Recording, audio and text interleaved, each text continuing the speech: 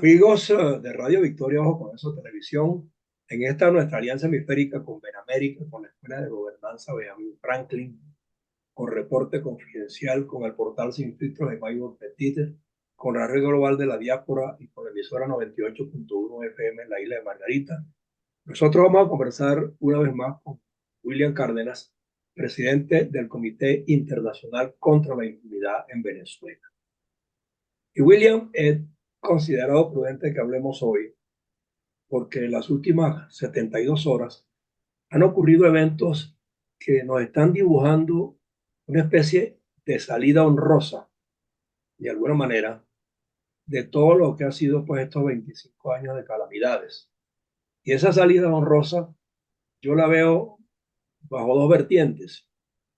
La unanimidad que se alcanzó para escoger un candidato de oposición para confrontarlo al régimen que nos ha martirizado la vida durante todo este tiempo, pasando por encima de la Constitución y de las leyes, violentando todas las normas, que todavía en la víspera de hablar contigo hoy están ocurriendo decisiones que como que tienden a reiterarnos que ellos son los que mandan, inhabilitando personas que sin justificación y sin juicio previo lo sacan de la política del derecho a elegir y a ser elegido. Entonces, cuando esto está ocurriendo, pero tenemos en Venezuela a la representación de la Corte Penal Internacional y con ellos al fiscal Karim Khan, y está el grupo de observadores de las Naciones Unidas, de la Unión Europea y de otros países, uno dice, bueno, es que el régimen de verdad está envalentonado, es que se cree que puede seguir apabullando las instituciones y al ciudadano común y corriente y no va a haber reparo para eso.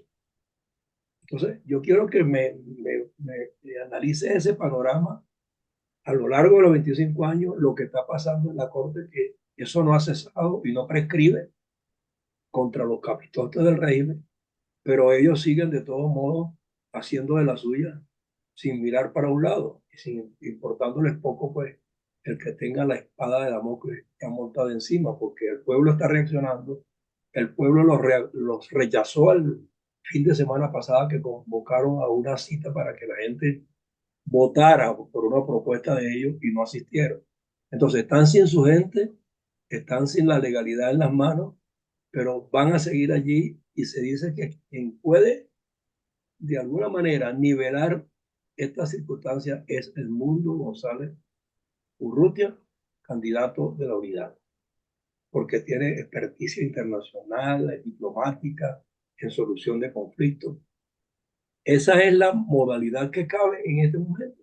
O el juicio tendría que ser previo o salir de ellos y después enjuiciar. Dame una apreciación que la gente sienta que mal que bien va a llegar la reivindicación y el rescate de la libertad y la democracia. Muchas gracias, José Antonio, por permitirme estar de nuevo contigo y con las personas que nos ven y que nos escuchan. Mira, qué bien que me planteas esas interrogantes, porque he estado observando a propósito de la visita del fiscal Karim Khan a Venezuela, que se han tejido una cantidad de comentarios que no se ajustan a la realidad, ¿no? Y bueno, pues conversando contigo me voy a permitir puntualizar algunas cosas que han sido muy importantes y que permiten darnos una visión de lo que efectivamente ocurrió los 3 días que estuvo el fiscal Karim Khan en Venezuela. Mira, eh, yo creo que ha sido la muestra más fehaciente de la debilidad, de la extraordinaria debilidad por la que atraviesa el gobierno del régimen de Nicolás Maduro. Creo que nunca antes se había dado una situación parecida a la que se presentó con la visita del fiscal Karim Khan. El fiscal Karim Khan estuvo en Miraflores y estuvo en el Congreso Nacional. Y en ambos sitios dejó claro que el que está dando las órdenes y el que está dando las instrucciones es el fiscal Karim Khan. En primer lugar, fue a instalar la oficina del fiscal de la Corte Penal Internacional en Venezuela, de acuerdo al compromiso que ya había adquirido el gobierno de Nicolás Maduro. Y fue a hacerlo de una manera absolutamente contundente y rotunda, sin que el gobierno venezolano pudiera poner un pero a la instalación de la oficina de la Corte Penal Internacional en el país. En segundo lugar, obligó a Nicolás Maduro a retractarse en la expulsión de los representantes del Alto Comisionado para los Derechos Humanos de las Naciones Unidas, que habían sido expulsados de Venezuela, haciéndolo rectificar y obligándolo, porque no hay otra manera de entenderlo y aceptarlo como efectivamente ocurrió, a que convoque y acepte de nuevo la instalación de esa oficina en Venezuela. Y en tercer lugar, le dio instrucciones al equipo técnico de Nicolás Maduro y a los que acompañan los miembros de la cadena de mando que estuvieron allí presentes escuchando las directrices que marcaba el fiscal, a que adapten la legislación venezolana al contenido de las penas y tipos penales y crímenes que están establecidos en el Estatuto de Roma. Eso lo escuchó Delcy Rodríguez, eso lo escuchó Jorge Rodríguez y eso lo escuchó básicamente Nicolás Maduro. Pero lo escucharon de quien estaba dando las instrucciones. El significado que tiene eso en cualquier país del mundo en el que un funcionario de un organismo internacional te llega prácticamente en una visita relámpago y se te instala en el país, es de que te están imponiendo las condiciones de la conducta que tienes que cumplir para mantenerte precariamente en ese equilibrio inestable en el que se encuentra el gobierno de Venezuela.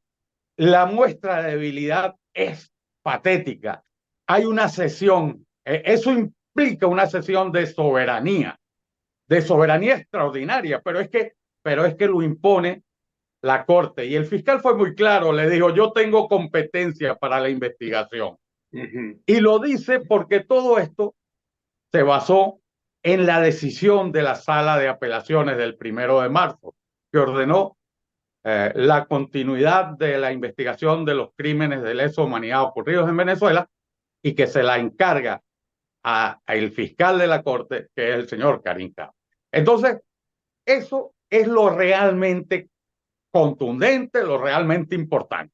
Todo lo demás, que si lo saludó, que si le sonrió, que todo eso forma parte de eso es lo protocolar, eso es lo protocolar. Lo protocolar, la parte formal de una visita en la que el fiscal se tiene que comportar como el funcionario de un organismo que depende de un tratado internacional, que es el Estatuto de Roma, en el que existe una asamblea de estados partes donde los estados integran y componen la estructura de la Corte Penal Internacional. Pero eso es la forma. El fondo fue que el fiscal Karim Khan vino a marcar la línea, a establecer las directrices y a establecer las condiciones.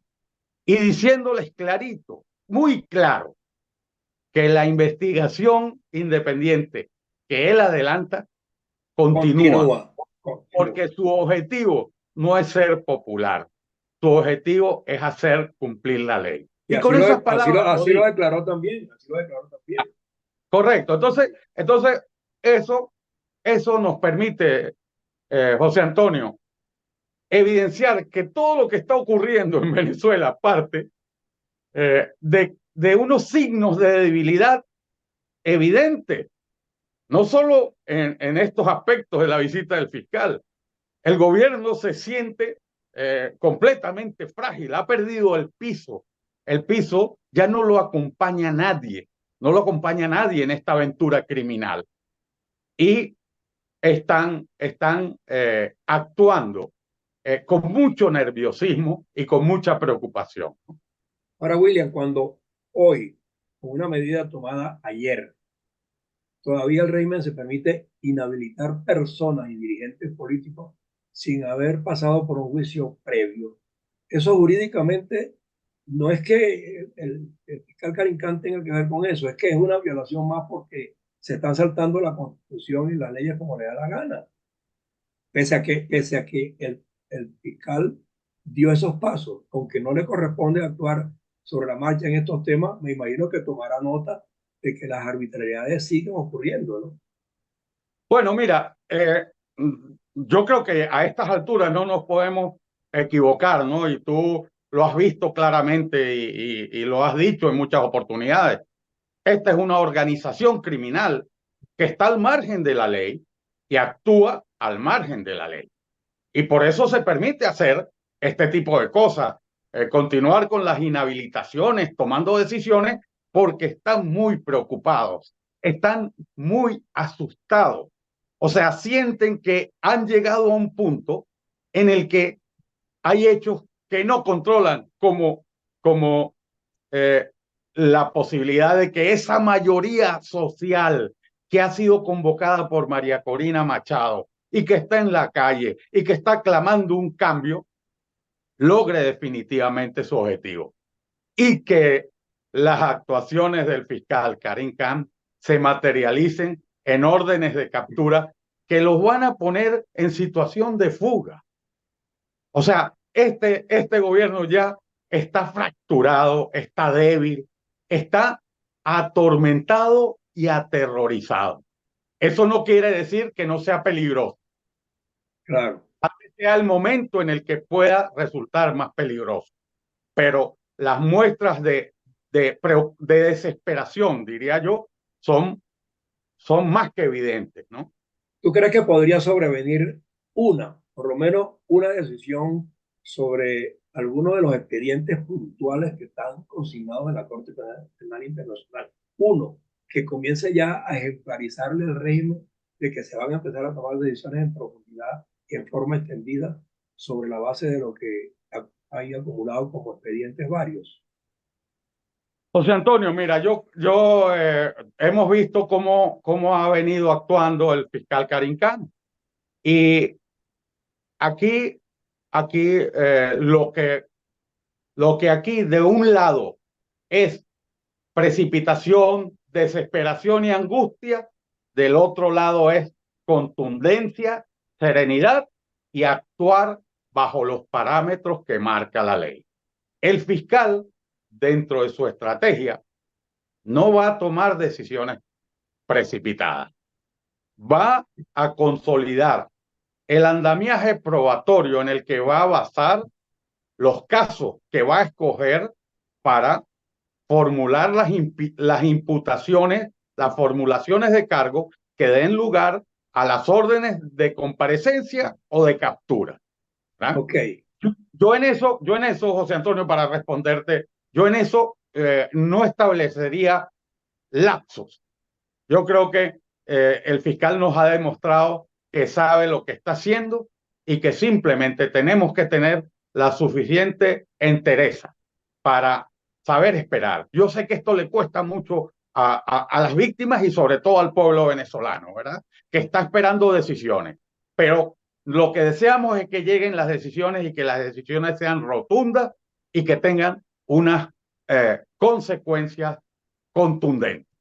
claro, la visita, hay algo que a mí me llama la atención. Dejó por sentado que la legislación venezolana tiene que adaptarse a los estatutos de Roma.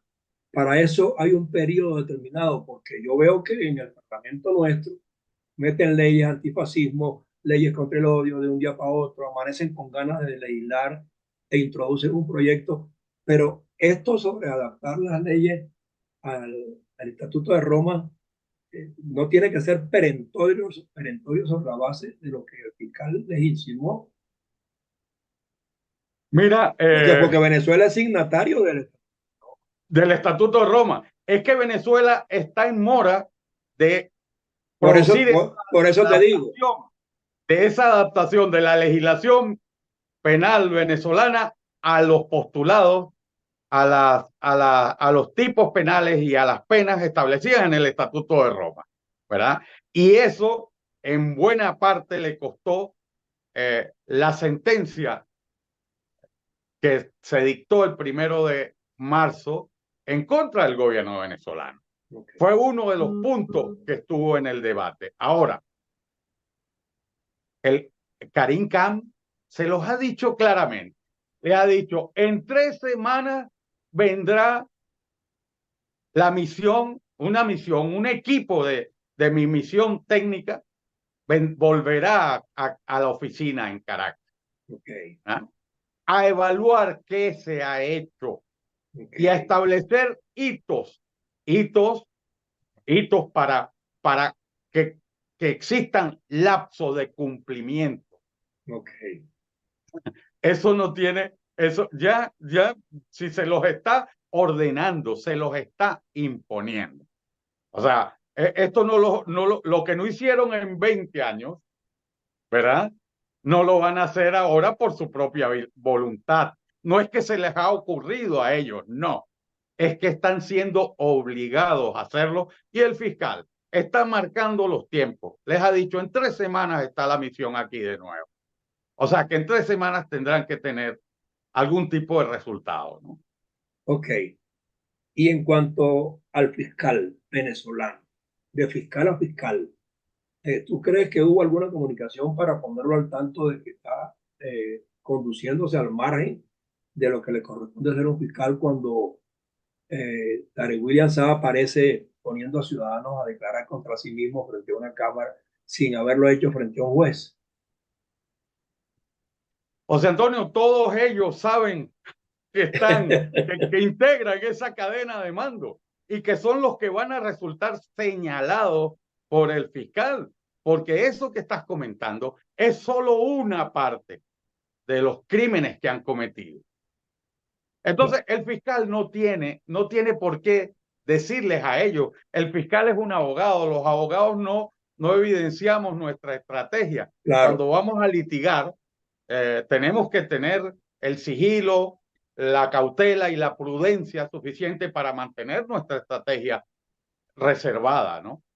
Y en estos casos tan delicados, sabes que la Corte Penal es muy celosa en cuanto a mantener la confidencialidad, pero no en aras de otra cosa que no sea la protección de las víctimas. Claro. Para la Corte Penal Internacional es fundamental resguardar todo lo que se ha hecho y lo que se vaya a hacer. Claro. Para garantizar que las víctimas no corran más riesgo de lo que ya han asumido, ni más dolor del que han sufrido, ¿no? Claro. Y cuando hablamos del caso, es que quiero tocarlo porque digo, bueno, violación de los derechos humanos es lo que de alguna manera tiene el régimen articulado en la Corte Penal Internacional. Pero dentro del marco de los derechos humanos hay muchos representantes de ese sector y de esa lucha, como Rocío San Miguel, por ejemplo, y está detenida. El fiscal no dijo nada, ni les pidió que la liberaran, ni intercedió para nada de eso. Pero me imagino que de parte de ellos deben venir algunas decisiones que les alivien el peso de la carga, ¿no? Y proceder a liberar en consecuencia, ¿no? ¿Qué crees tú? José Antonio, esa visita no se produce en este momento por casualidad. Claro. Aquí las casualidades son mínimas. El fiscal viene en un momento clave donde se ha estado reprimiendo y persiguiendo a activistas políticos y a defensores de los derechos humanos. Una de las que está detenida es Rocío San Miguel. Sí. Y a la oficina del alto comisionado de Naciones Unidas, la expulsaron porque dijo que en el caso de Rocío San Miguel, uno de sus representantes, parecía que se había producido una desaparición forzada. ¿Cómo se puede interpretar la orden que le da Karim Khan a Nicolás Maduro diciéndole, oiga, que tiene que volver la misión del alto comisionado de Naciones Unidas? Entiendo. ¿En qué estará pensando Karim Khan? Entiendo. ¿Verdad? Entiendo. Y Mira, sí, dime. para cerrar, Sí. ha pulsado el ánimo de los acusadores que a través de ustedes y de otros grupos presentaron expedientes en la Corte Penal Internacional de víctimas. O sea, cómo ha pulsado con ellos, cómo está su estado de ánimo, se sienten ahora más confiados que nunca en que las cosas van bien encaminadas. Bueno, yo estoy completamente seguro, ¿no? Completamente seguro de que en todos que conocen cómo se manejan estas cosas, la visita del fiscal ha sido rotunda y ratifica la intención de la Corte Penal Internacional de continuar con la investigación de los crímenes de lesa humanidad en Venezuela. Es más, esto no es solo lo que está en el ánimo de quienes mantenemos allí una actividad incesante, ¿no?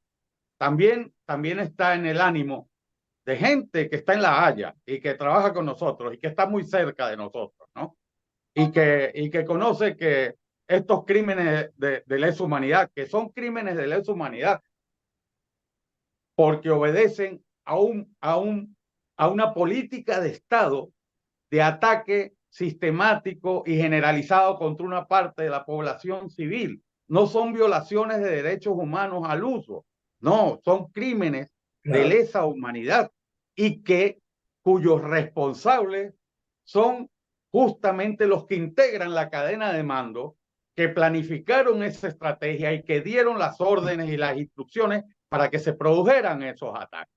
Entonces, todo el mundo está consciente. Nosotros en Ciciben estamos muy eh, bien informados acerca de la importancia de esta visita, de cómo se evidenció la debilidad, la fragilidad de un gobierno que ya se siente que se va desmoronando. Yo creo que este ha sido, junto con otras cosas que están ocurriendo en el país, como la conformación de esa candidatura unitaria en torno a Edmundo González Urrutia, son signos que evidencian que esto se les desmorona, ¿no? Y aquí es importante, es muy importante, José Antonio, mantener las ideas claras y mantener el sentido de unidad, que va a ser el esfuerzo de todos el que va a permitir acabar con la tragedia que afecta al pueblo venezolano.